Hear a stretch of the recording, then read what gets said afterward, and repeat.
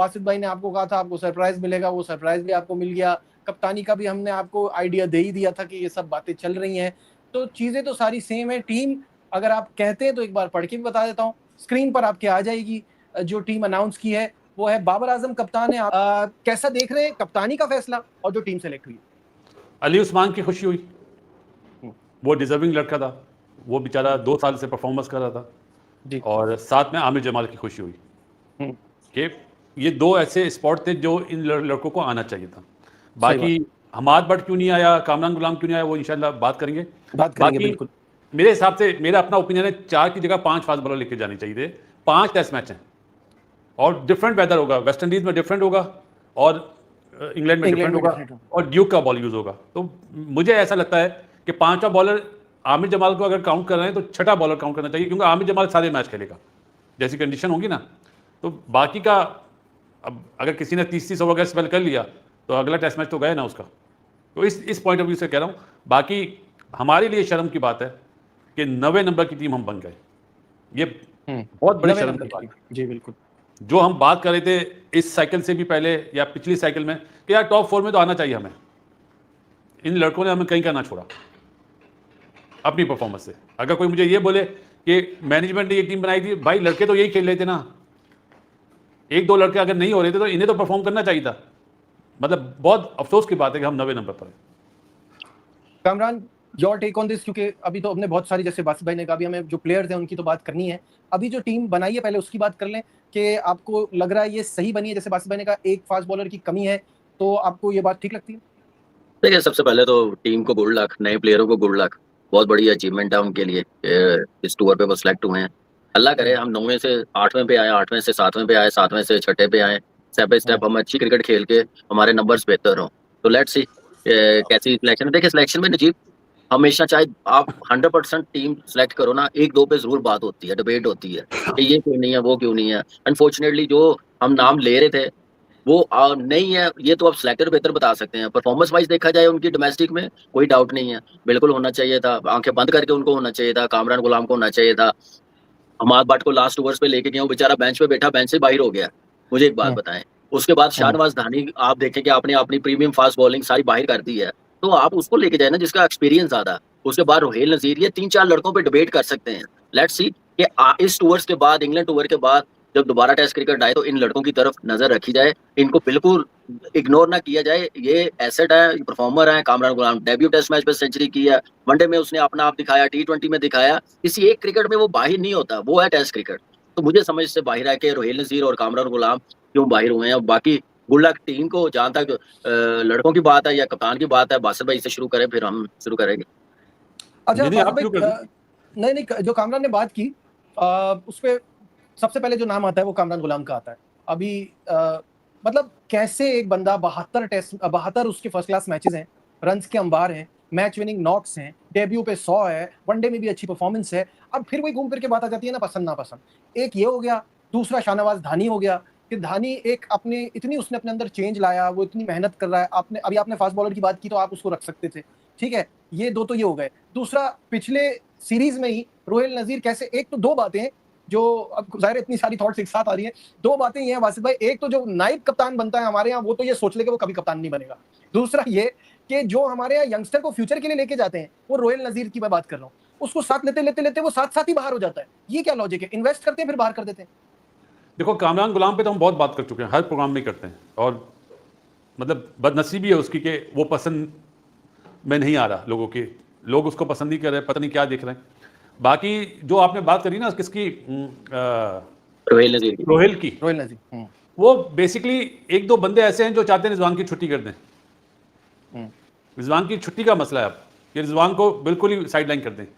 T20 से और ODI से तो बाहर कर दिया माइक हसन ने, अब मुझे लगता है टेस्ट मैचेस से भी बाहर करने की तैयारी है, इसीलिए उसका नंबर भी 7वां नंबर हो गया, जो गलत है। बाकी जो पहले विकेट कीपर है ना, वही साथ लेके चलना चाहिए। ये जाती है कि आप पहले रोहिल नजीर को लेके जा रहे हैं, उसके बाद उसको आप ड्रॉप कर देते हैं। कोई लॉजिक तो हो, कोई लॉजिक देनी चाहिए ना। असल में जब ये मीडिया के सामने आ ही गए थे तो मीडिया को ये सवालात करने चाहिए थे कि भाई ये नजीब क्यों नहीं है, कामरान क्यों नहीं है, बासित क्यों नहीं है। पिछले टूर पे तो थे। अमाद भट्ट का क्या कसूर है, बेचारा 3 दफा सिलेक्ट हुआ है, बगैर खेले बाहर हो गया 3 दफा। यार नजीब सोचो, सही बात। हमारे टाइम पे कामरान शायद जानता होगा, इलियास खान होते थे ऑफ स्पिनर, वो 12 में थे और अगले दिन टेस्ट मैच था, तो तौसीफ भाई आके उनका डेब्यू हो गया और तौसीफ भाई ने बहुत जबरदस्त परफॉर्मेंस करी थी। पहले ही टेस्ट मैच में मेरे ख्याल 4-5 आउट कर दिए थे। वो इस तरह बाहर हुए थे, उन्होंने क्रिकेट छोड़ दी थी। एमसीबी से खेलते थे इलियास खान, बहुत जबरदस्त, बाद में वो मैच रेफरी बन गए थे। तो ऐसे इंसिडेंट पहले बहुत कम होते थे, अभी तो हर टूर पर कोई नया बंदा चला जाता है यार, ऐसा थोड़ी होता है। इनको तो मेरा मशवरा है यार, बड़ा सिंपल, आप जब नई सिलेक्शन बनाते हैं तो पिछली वाली बराबर में रख लें यार। मतलब ये क्या लॉजिक है यार कि ये बंदे खेले बगैर बाहर हो जाते हैं, ऐसा कैसे हो सकता है? दुनिया में कहीं देखा है आपने? नजीब, आप जैसा कोई बंदा हो ना मीडिया का, वो सिर्फ एक सवाल ये करेगा, सिलेक्टर साहब ये पिछली टीम आपने बनाई थी, इसमें ये लड़के थे, और अब जो आपने टीम बनाई उसमें ये लड़के नहीं है, तो पिछली सिलेक्शन कमेटी सही थी या ये वाली सही है? बंदे वही हैं चारों। बासु भाई एक बड़े सीनियर सहाफी हैं खान साहब, उन्होंने पहला ही सवाल बड़ा अच्छा किया था कि चले जी आपने कप्तान चेंज कर दिया, टीम चेंज कर दिया, परफॉर्मेंस अच्छी नहीं थी, अगर इनके साथ सिलेक्टरों का भी किसी का रिजाइन आता तो बहुत अच्छा होना था, पता चलना था कि बराबर की इंक्वायरी हुई है, डिसीजन लिए गए हैं, तो वो क्यों नहीं हुआ? तो वो चीजें सारी, वो सवाल हुआ है, एक आधा हुआ है, वो बड़े अच्छे सवाल भी करते हैं, चुभने वाले होते हैं, लेकिन बड़े वैलिड सवाल किए जाते हैं और जवाब भी उन्होंने सही दिया है। एक जुमला पता नहीं ये आकिब भाई ने हर जगह जाके देना शुरू किया है कि हमने 92 के बाद जीता कौन सा है। वो मेरे शो में भी दिया, एक और टीवी प्रोग्राम में, कल प्रेस कॉन्फ्रेंस में भी दिया कि 92 के बाद हमने वर्ल्ड कप जीता कौन सा है, हम 99 के फाइनल में पहुंचे और इस तरह। मैं जवाब दे दूं जी? अगर आकिब ने ये बात बोली तो आकिब को बोलो 92 में तो आप थे ना, इसलिए आपको वो चीज याद है जो 2009 में था वर्ल्ड कप जो जीते थे, जिसमें आकिब बॉलिंग कोच था, वो याद ना 50 ओवर की बात करें ना, 50 ओवर के वर्ल्ड कप पे दिए है, 50 ओवर के वर्ल्ड कप। उन्होंने 3 इवेंट पहले बता दिया कि आपकी लाइफ में है ही 3 इवेंट, लेकिन 50 ओवर वर्ल्ड कप क्योंकि 27 में आ रहा है ना, इसके लिए उन्होंने कहा कि 50 ओवर वर्ल्ड कप में आप 92 के बाद से आपने क्या अचीव किया है। 11 की आप बात करते हैं बहुत ज्यादा कि उस पर टीम अच्छी थी, तो आप 11 में इंडिया के खिलाफ आप वो खेले, ठीक है। उसके बाद आप मुझे बताइए 15, 19, 23 सब में आप पहले राउंड में बाहर हुए, ये बात ठीक है, but this can't be your excuse every time कि आपने पहले अच्छा नहीं किया तो क्या आप आगे भी अच्छा नहीं करेंगे? ये बड़ा आसान है, बस में कह ले जो आप पहले दे रहे हो। उस अकलमंद प्रोफेसर को ये बोलना, उससे ये सवाल करना चाहिए था, भाई पहले अगर हम आइलैंड से हार जाते थे ना 4 साल में 5 साल में, तो धमाका होता था, दुनिया में धमाका होता था। अभी तो आप अमेरिका से हारते हो, आइलैंड से हारते हो, नेदरलैंड से हारते बचते हो, बांग्लादेश से हार जाते हो, आप उस टीम को इस टीम से मिला रहे हो यार, मतलब शर्म की बात है। वसीम अकरम दुनिया की कोई भी टीम बनेगी उसमें उसका नाम होगा, वसीम अकरम का। देखो सही बात, उस टाइप का कोई बॉलर है आपके पास? सईद अनवर जैसा कोई बैट्समैन है? इंजमाम जैसा कोई बैट्समैन है? यूसुफ जैसा कोई बैट्समन है? तो आकिब को सोचना चाहिए कि आकिब जैसा कोई बॉलर है। चले मैं ये बोल देता हूं, आकिब जैसा कोई बॉलर है अभी नहीं? तो यार अब अगर 92 वाली आप मैच की बात मिला रहे हो तो फिर आप 2009 को भी मिस नहीं करो, जहां पे आप 137 रन डिफेंड करते थे T20 में। चैंपियंस ट्रॉफी को भी आप वो ना करो कि आपने फाइनल इंडिया को हराया यार, तो ये गलत है कि अपनी बात जो है प्रोफेसर बन गया ना। असल में सीट जो मिलती है ना, सीट का मसला है सिर्फ। ईमान से अफसोस हुआ अगर ये बात उसने बोली है तो बहुत अफसोस हुआ मुझे। नजीब वो क्या सवाल आपने किया था मैं भूल गया हूँ। नहीं इसी पे बात कर रहे थे ना, वही तो था आपने पहले बात 92 वाली, जो 92 में जीते उसके बाद नहीं जीते। देखिए ये 92 वाली डिबेट तो चलती रहनी है जब तक कोई अगला वर्ल्ड कप नहीं जीतेंगे हम 50 ओवर का। ये जुमला कभी खत्म नहीं होगा।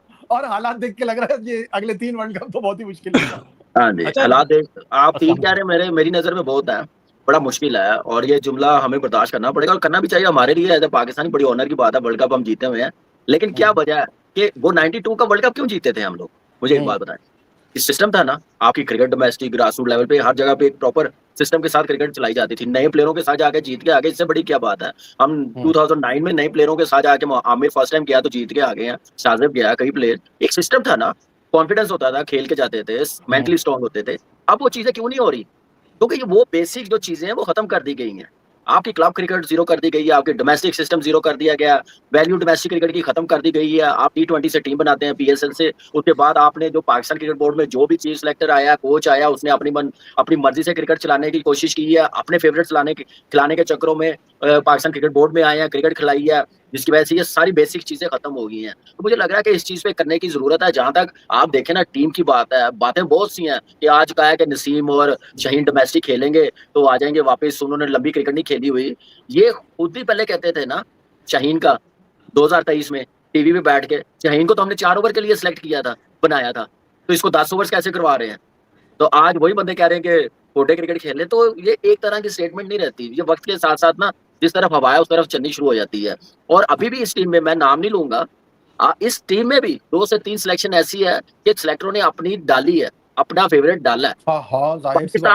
पाकिस्तान को सामने रखते हुए टीम नहीं बनाई, अपना फेवरेट जिसका जोर चला उसने डाला है। और जहां तक कामरान गुलाम की बात है, 1800 है उसके। शाहनवाज धानी ने 2 साल से मैं उसको वॉच कर रहा हूँ, बड़ी अच्छी परफॉर्मेंस दे रहा है। हसीब उल आप देखें, क्या वजह, क्यों नहीं लिया?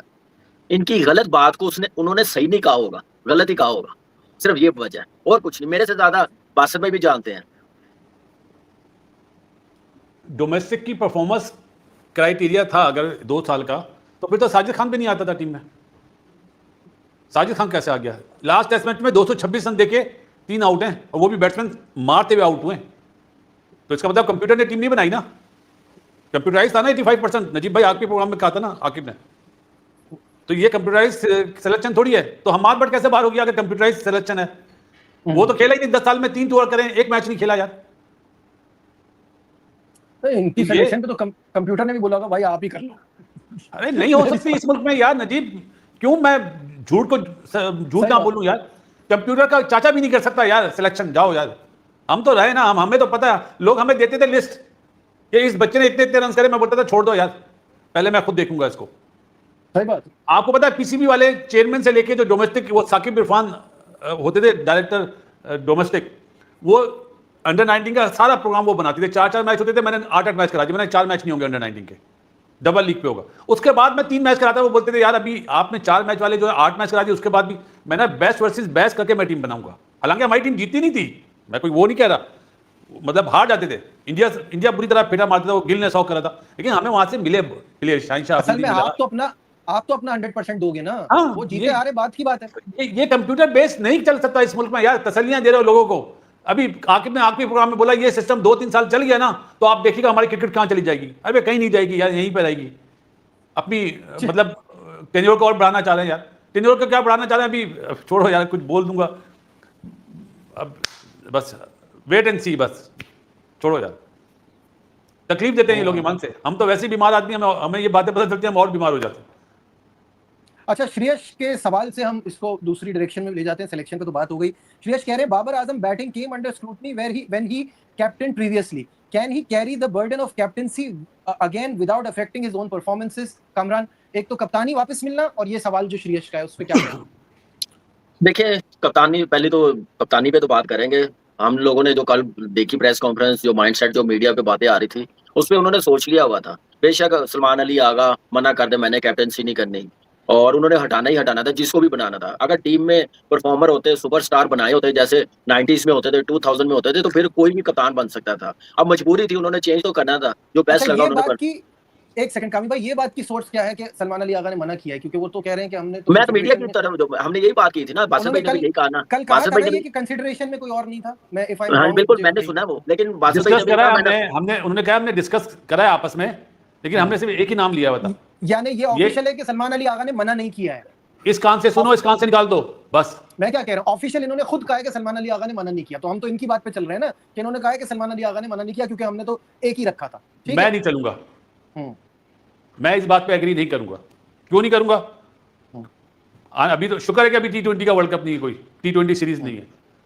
अच्छा, फिर ये है कि बनाया उन्होंने, और उसके बाद आपको पता है कि क्या बाबर ने जो 4-5 साल कैप्टनसी की है, उस वक्त क्या देखा, क्या किया, क्या बेहतर हुआ पाकिस्तान की क्रिकेट के लिए, चाहे वो T20 हो, वनडे हो, टेस्ट मैचेस हो।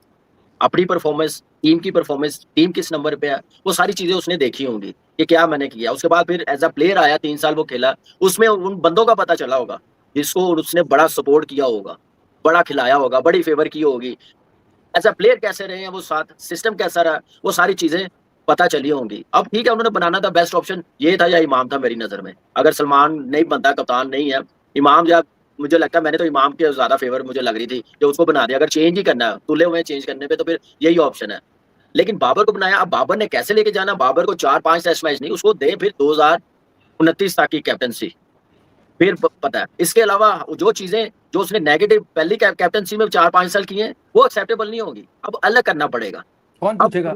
जब वो कह रहे हैं कि ऑप्शन नहीं है उनके पास, तो पूछेगा कौन फिर? वो तो अब इस पे उन्होंने अपने हाथ झाड़ दिए ना। यार नजीब, मैं बात कंप्लीट कर लूं, मैं फिर निकल जाता। यार देखिए, गुड लक हमारी तरफ से, लेकिन अब उन्होंने करना उसने क्या कि क्या मैंने जो पहले क्रिकेट चलाई लाइकिंग डिसलाइकिंग पे मैंने किसी की फेवर नहीं करनी। मैंने कप्तान टीम बनाता है, क्रिकेट को लेके चलता है, बड़ी टीम बनाता है, परफॉर्मेंस लेता है लड़कों से, सबसे पहले अपनी परफॉर्मेंस उसकी होनी चाहिए, ठीक है, फ्रंट पे लीड करना चाहिए। उसके बाद परफॉर्मेंस मेरिट ये क्राइटेरिया होना चाहिए, ना कि दूसरी चीजें होनी चाहिए। अगर वही चीजें हुई, हम लोग बैठे हुए हम नहीं चुप करेंगे, हम गलत को गलत ही कहेंगे, हम गलत को सही नहीं करेंगे।